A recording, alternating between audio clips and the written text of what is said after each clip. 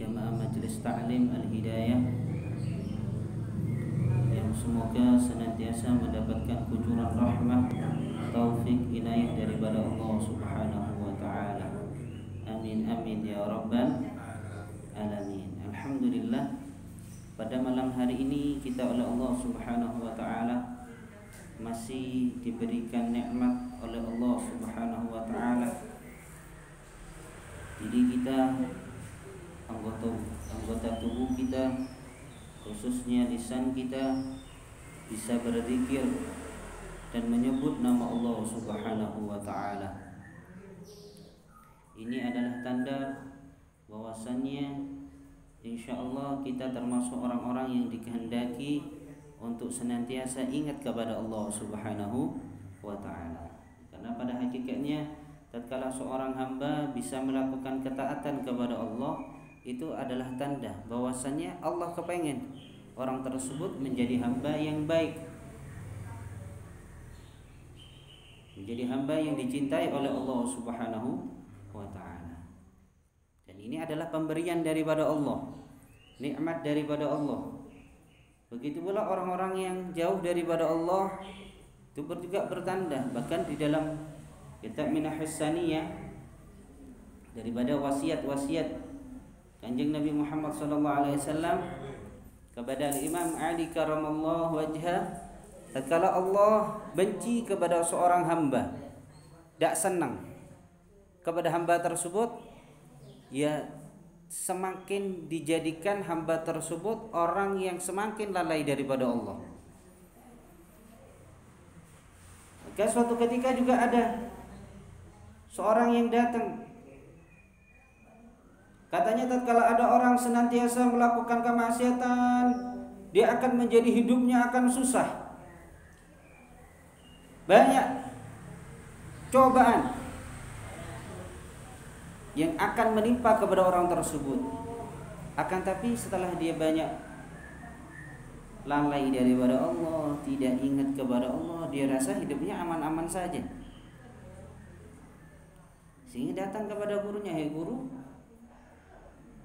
katakan bahwasanya biasanya orang yang lalai daripada Allah akan mendapatkan banyak musibah, banyak mendapatkan bala daripada Allah Subhanahu wa Ta'ala.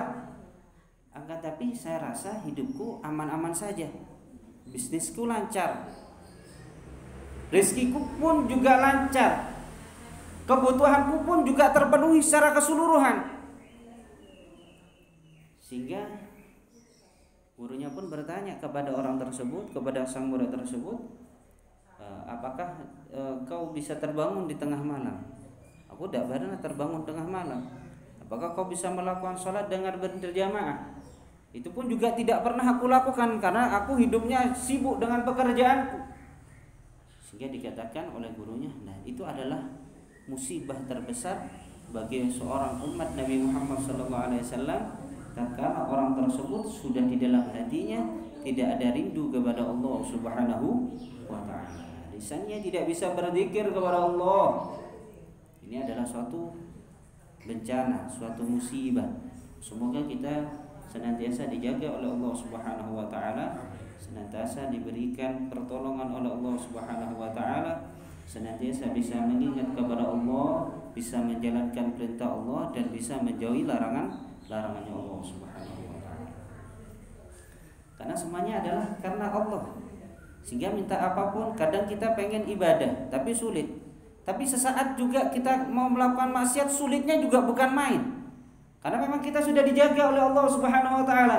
Entah karena itu doa orang tua kita, entah karena makanan yang kita makan dengan yang halal, karena mungkin rezeki kita juga yang halal, sehingga dijaga oleh Allah. Walaupun terlintas mungkin saat itu di dalam hatinya untuk melakukan kemaksiatan, dijaga sama Allah. Tapi ada seorang pun juga gitu, pengen melakukan kebaikan, sulit dia melakukan kebaikannya, malah terjumus kemaksiatan terus, lalai daripada Allah. Kenapa orang tersebut? Ya karena memang tidak mendapatkan pertolongan daripada Allah Subhanahu wa Ta'ala. Sehingga tidak ada kesempatan bagi kita sombong, merasa lebih baik daripada orang lain. Oh saya ahli sholat, oh saya ahli sholat berjamaah, oh saya ahli zikir, saya ahli rotib, oh saya ahli ngaji dan segala macamnya, oh saya ahli Quran. Tidak ada. Kenapa? Karena semuanya itu memang bukan usaha kita.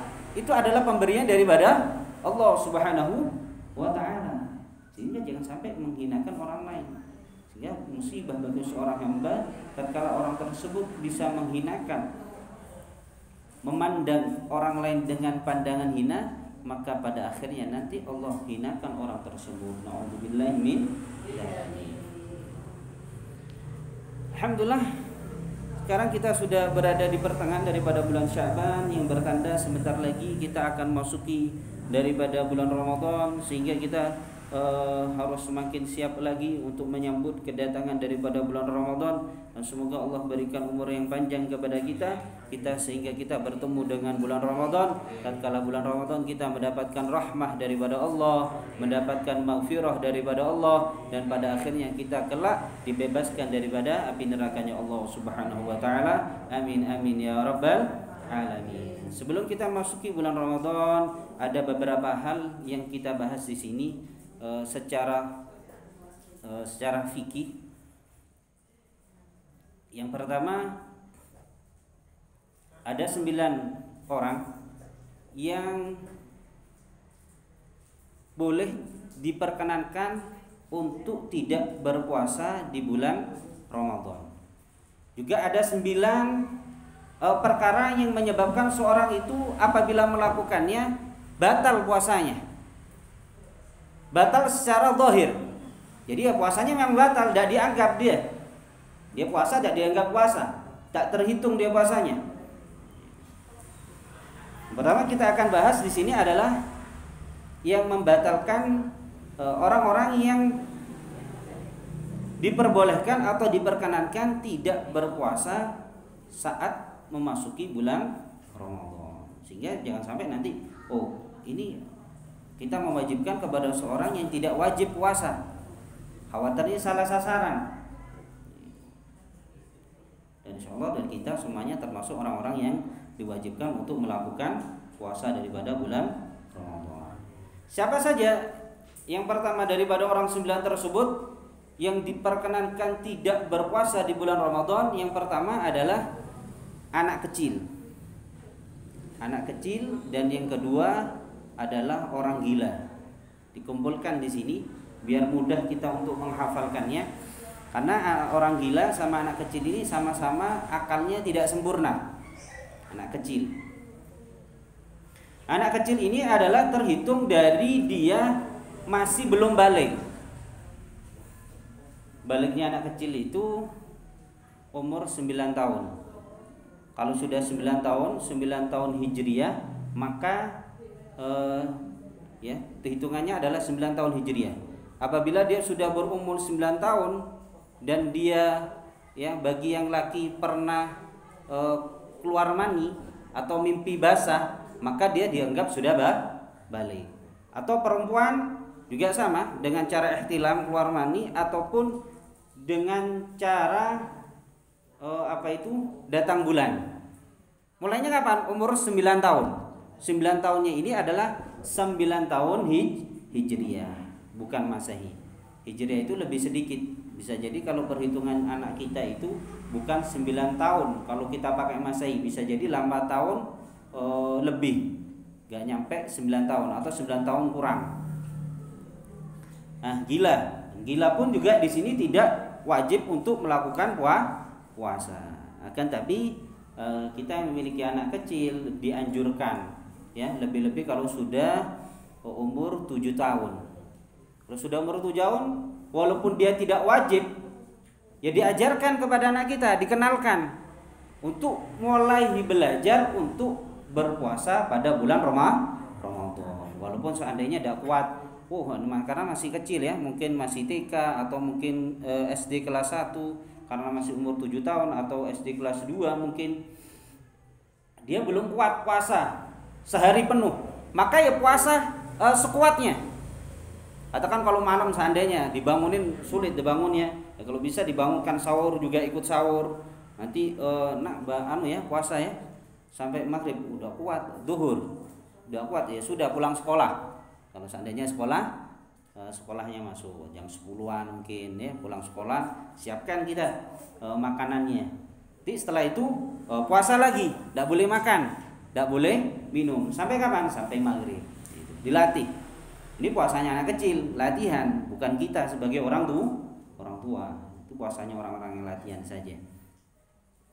Karena ini dikiaskan dengan perintah untuk sholat. Sholat pun juga gitu. Anak yang masih kecil ini, yang belum balik ini, itu juga belum terkena kewajiban untuk melakukan sholat. Akan tapi sudah bagi orang tua wajib untuk memerintahkannya. Memerintahkannya itu mulai dini, mulai kecil. Kenapa? Biar terlatih. Kalau sudah mulai kecil tidak pernah diajarkan, tidak dikenalkan dengan sholat, tidak dikenalkan dengan puasa, ataupun yang seandainya perempuan tidak dikenalkan untuk menutup aurat pakai kerudung, maka tatkala dia sudah balik sulit kita untuk ngajaknya mereka untuk sholat, karena mereka sudah terbiasa.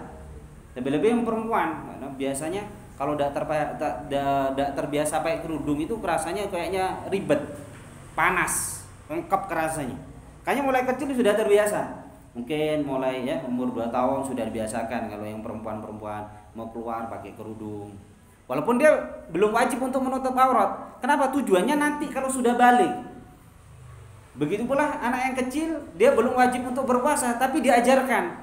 Mulai 4 tahun mungkin sudah dikenalkan ayo sahur. Ya, nanti puasa ya, tidak boleh makan. Iya, tapi nanti kalau seandainya jam 8 lapar ya, karena masih kecil ya, umurnya 4 tahun atau 5 tahun, tidak apa-apa sudah, biarkan makan lagi. Nanti puasa lagi.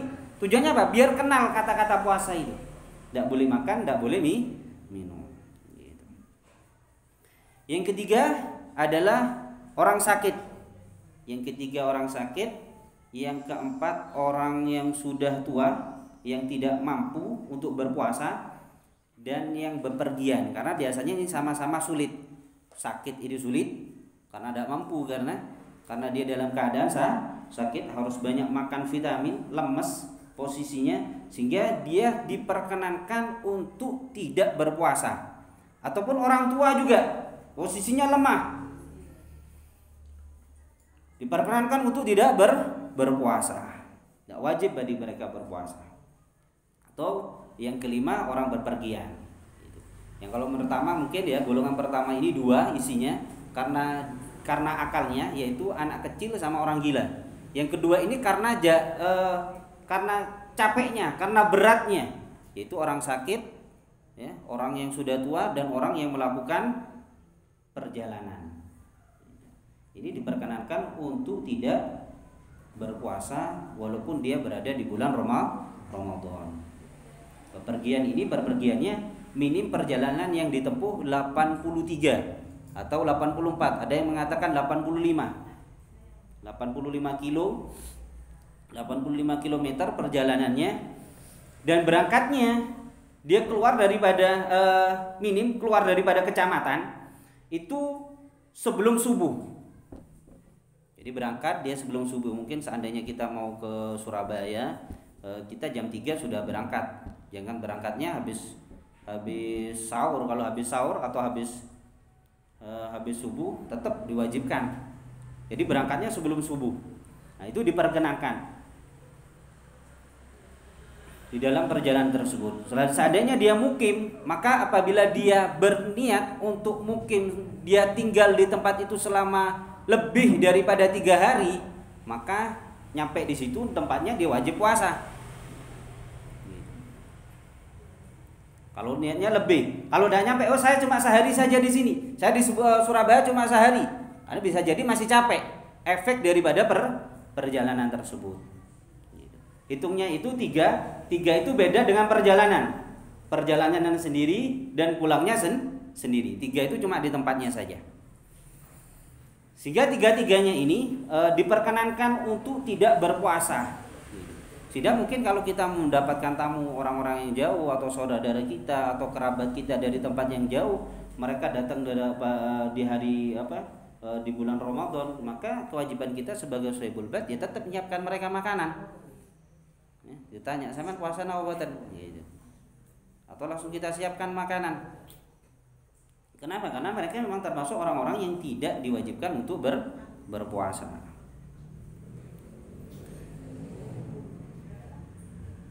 Yang keenam, ketujuh 6, 7, 8, dan 9 ini khusus bagi perempuan. Siapa aja mereka? Ibu yang hamil. Nah, ibu hamil boleh dia tidak berpuasa saat memasuki bulan Ramadan. Hamil. Dia mungkin takut karena janinnya. Saya nanti kalau puasa nanti khawatir nanti janin yang ada dalam kandungan saya tidak sehat. Atau khawatir saya orang ya biasanya kalau orang sudah hamil itu kan kesehatannya menurun kadang lemas dan segala macamnya. Maka dia juga diperkenankan tidak berpuasa. Hamil, yang keenam hamil, yang ketujuh menyusui, yang ke-8 haid, ya, datang bulan, yang ke-9 nifas. Ini khusus perempuan. Hamil, menyusui, haid dan nifas. Ini mereka ini diperkenankan untuk tidak berpuasa walaupun mereka berada di bulan Ramadan. Cuma ya nanti kalau yang hamil sama menyusui wajib mengqadha, ya. Karena perempuan ini bisa jadi bertahun-tahun dia tidak puasa. Mungkin tahun sekarang, katakan sekarang dia hamil tidak puasa. Tahun yang akan datang dia menyusui, akhirnya juga tidak puasa lagi. Tahun yang akan datang lagi, tahun yang ketiga dia hamil lagi, tidak puasa lagi. Tahun keempatnya menyusui lagi, bisa jadi 4 tahun atau sampai 6 tahun, sampai terusan gitu. Nah, setelah 2 tahun punya anak lagi 2 tahun, berarti kan hamil menyusui, hamil menyusui, hamil menyusui, gitu. Punya 3 anak, sehingga bisa jadi 6 tahun dia tidak pernah puasa bulan Ramadan. Akan tapi ya tetap bukan diperkenanan terus dia tidak mengqadha, ini wajib tetap mengqadha dia. Gitu. Berarti ya 3 kali 6. Berapa itu? 3 kali 6 18 ya. 180 hari dia mengqadhanya, lumayan. Puasanya. Puasa berapa tahun itu? 6 bulan puasanya setelahnya untuk mengqadhanya. Nah, itu bagi mereka-mereka yang masuk bulan Ramadan akan tapi masih diperkenankan untuk tidak berpuasa. Karena di dalam syariat Islam ini agama bahasa dalam usul fikih itu kaidah ketiga dalam kaidah usul fikih itu al-masyaqqatu tajlibut taisir. Suatu yang sulit itu mendatangkan kemudahan. Jadi tidak ada paksaan di dalam Islam itu. Makanya orang tidak bisa sholat berdiri ya duduk. Semuanya mendatangkan kemudahan. Kan sholat sampai ada namanya sholat qashar. Kenapa? Ya mungkin capek perjalanan. Kalau sudah 83 km perjalanan yang sangat jauh, capek dia boleh mengqashar. Jadi yang 4 rakaat menjadi 2 rakaat. Atau menjamak, dikumpulkan antara duhur sama asar. Nanti waktu seandainya asarnya dia bisa istirahat. Gitu. Jadi enggak perjalanan enggak capek harus turun lagi. Nanti duhur turun, asar turun. Cukup sekali turun saja. Antara maghrib dan isya juga bisa dikumpulkan. Sehingga syariat ini sangat mudah sekali. Sangat mudah dan sangat ringan. Karena dalam kaidah itu al-masyaqqatu tajlibut taisir. Dalam kesulitan itu akan mendatangkan kemudahan. Nah, yang selanjutnya ada beberapa hal yang membatalkan puasa. Yang membatalkan puasa ini juga ada 9. Membatalkan puasa ada 9. Yang pertama, dari 9 hal yang membatalkan puasa, memasukkan sesuatu ke 5 lubang. Ini yang pertama. Lubang apa aja itu? Yaitu mulut, lisan, hidung, telinga, ya. Pertama hidung, lisan, kedua hidung, ketiga telinga, habis itu lubang depan sama belakang. Itu qadhail hajah. Nah, apabila kita masukkan sesuatu ke 5 lubang tersebut, baik itu lisan atau hidung, telinga, ataupun baik lubang yang kita gunakan untuk qadhail hajah, baik itu depan ataupun belakang, 5 lubang ini, apabila kita masukkan sesuatu, maka puasa kita akan batal. Lisan contohnya. Nah, lisan ini dengan syarat ya, tidak semerta-merta kita masukkan terus puasanya batal. Dengan syarat apa syaratnya? puasanya itu batal apabila sesuatu tersebut yang dimasukkan ditelan. Kita menelannya, maka menjadi batal. Kalau seandainya kita nemu permen, anak kita beli permen ya, permen ya siang Ramadan, terus kita buka, terus kita masukkan ke dalam mulut kita, batal apa batal? Hah? Batal apa batal? Boten, tidak batal. Dengan syarat apa? Menelan. Kalau dimasukkan saja ke dalam mulut, akan tapi tidak ditelan, maka tidak batal. Atau ada es krim. Ada es krim siang-siang, anaknya ya masih kecil, pulang sekolah, poso bedogan itu ya, beli es krim 2. Ini Pak, 1 buat samian. Terus kita masukkan ke dalam mulut kita. Batal apa batal? Hah? Batal apa batal? Tidak batal. Penting jangan ditelan. Batalnya itu karena nelannya.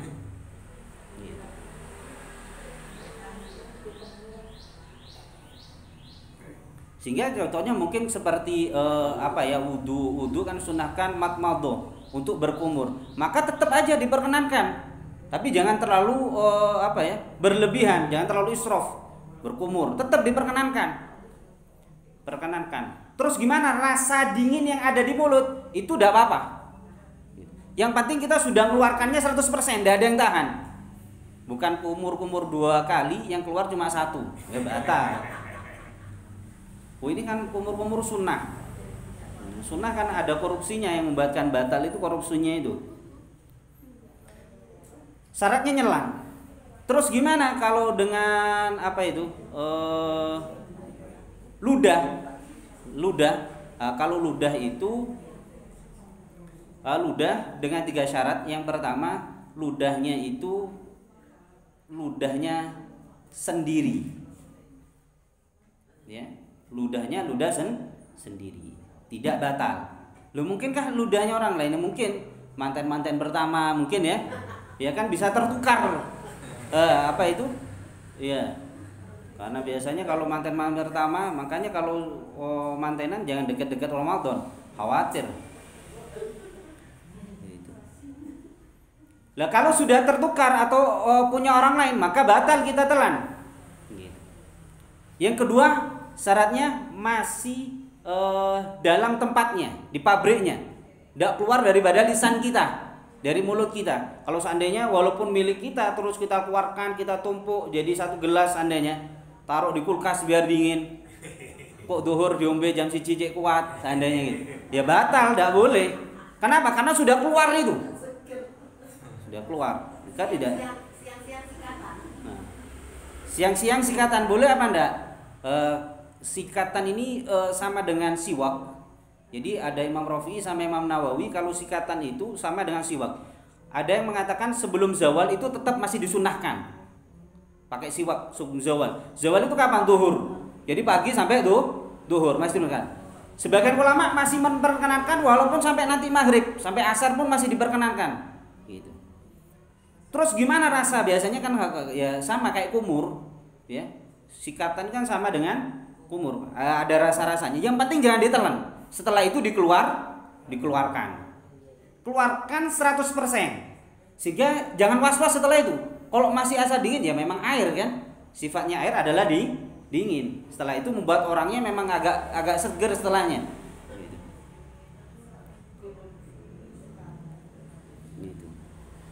Itu. Yang penting itu ya. Bukan punya orang terus masih di dalam pabriknya, dan yang ketiga tidak tercampur dengan sesuatu yang lain.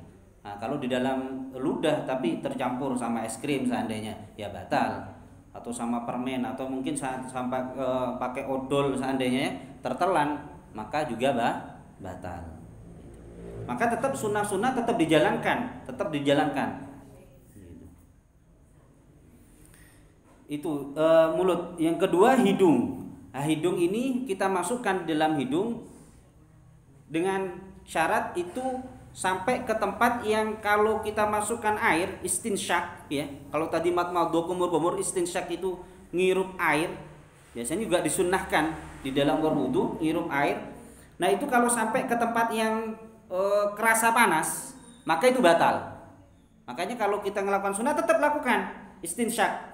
Masukkan air ke dalam hidung, setelah itu kita keluarkan, jangan sampai ke atas. Batasnya mana? Sampai kerasa panas itu. Jadi kalau seandainya apa ya? Ngupil, ya.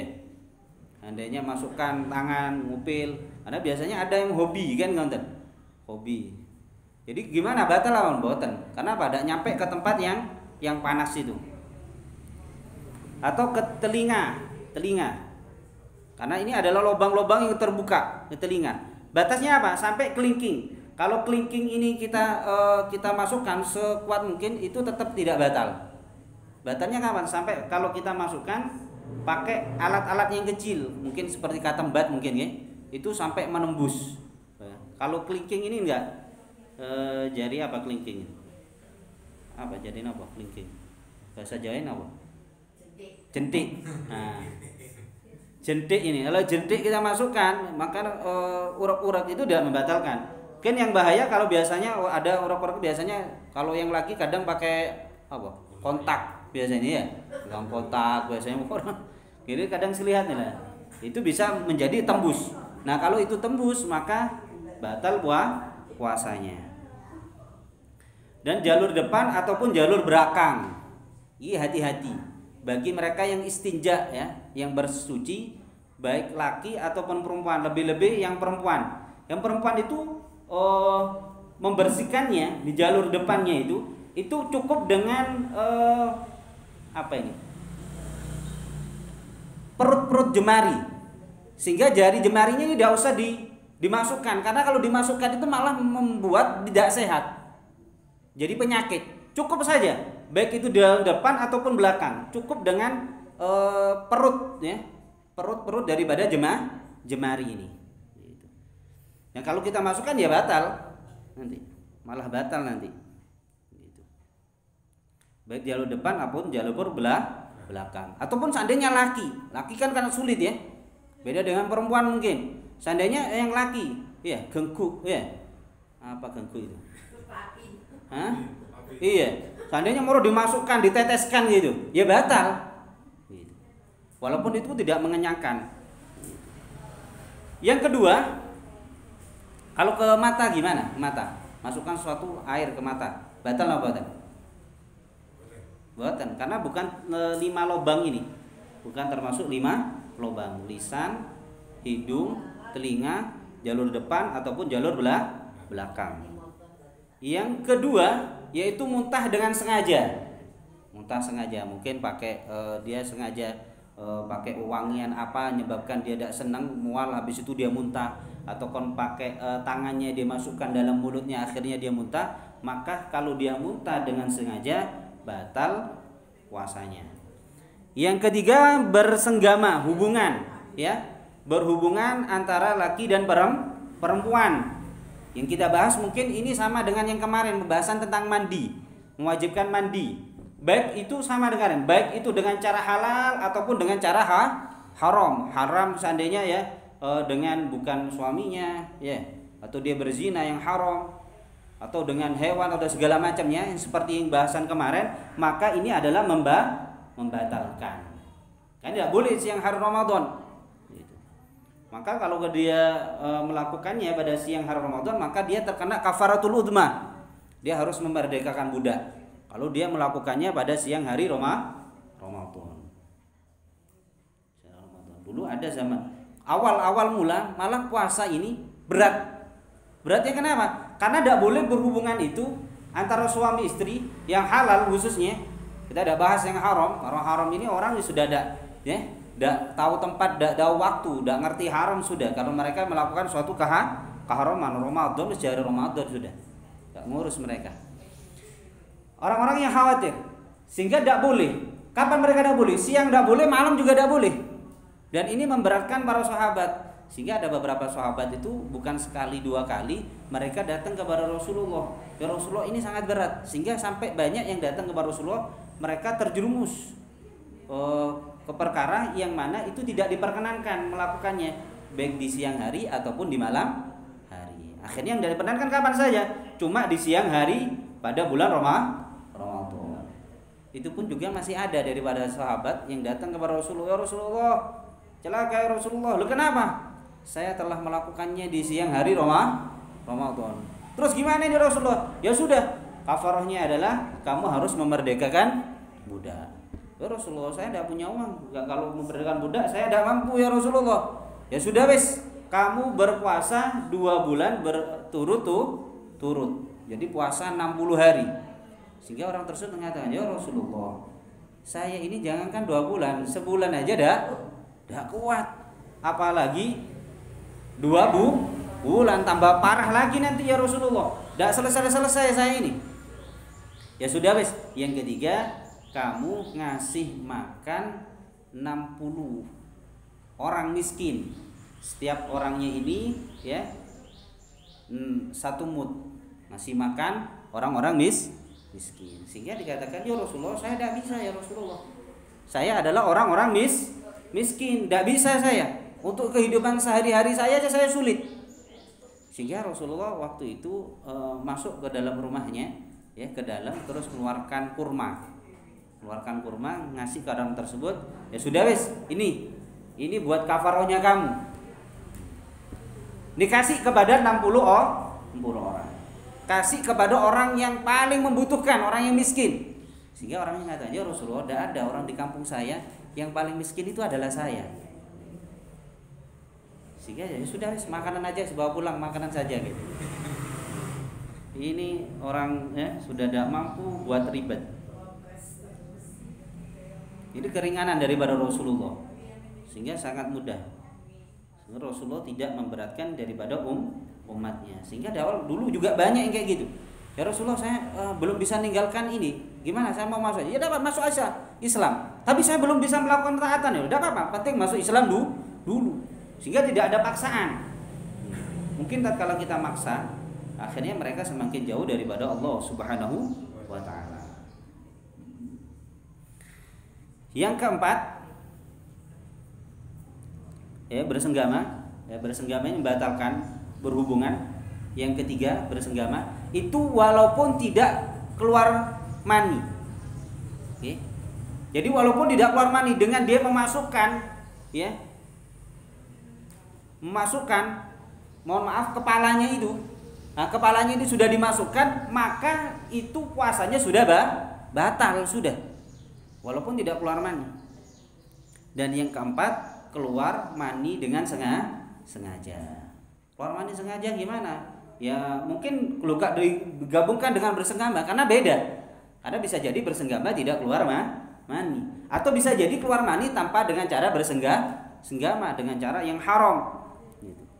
Dan kalau keluarnya mani tanpa dengan sengaja, mungkin tidur, seandainya mimpi akhirnya basah, ya tidak batal puasanya, karena keluarnya tanpa dengan sengaja. Atau keluar dengan cara mungkin mohon maaf ya dengan onani, atau melihat sesuatu yang membangkitkan syahwat sehingga menyebabkan dia nanti kalau dia tonton akhirnya keluar mani, maka itu membatalkan daripada puasa. Kalau tidak sengaja tidak membatalkan. Yang kelima, hilangnya akal. Nah, hilangnya akal ini juga membatalkan. Hilangnya akal ini ada 3. Yang pertama gila. Ya. Kalau gila sesaat batal. Gila sesaat. Nah, mungkin ada beberapa orang yang punya penyakit ya, sesaat dia sembuh, sesaat dia gila. Maka dengan dia gila, walaupun cuma saat, maka puasanya batal. Yang kedua, hilangnya akal itu dengan cara apa itu? Pingsan mungkin. Semaput. Nah, semaput. Jadi orang semaput.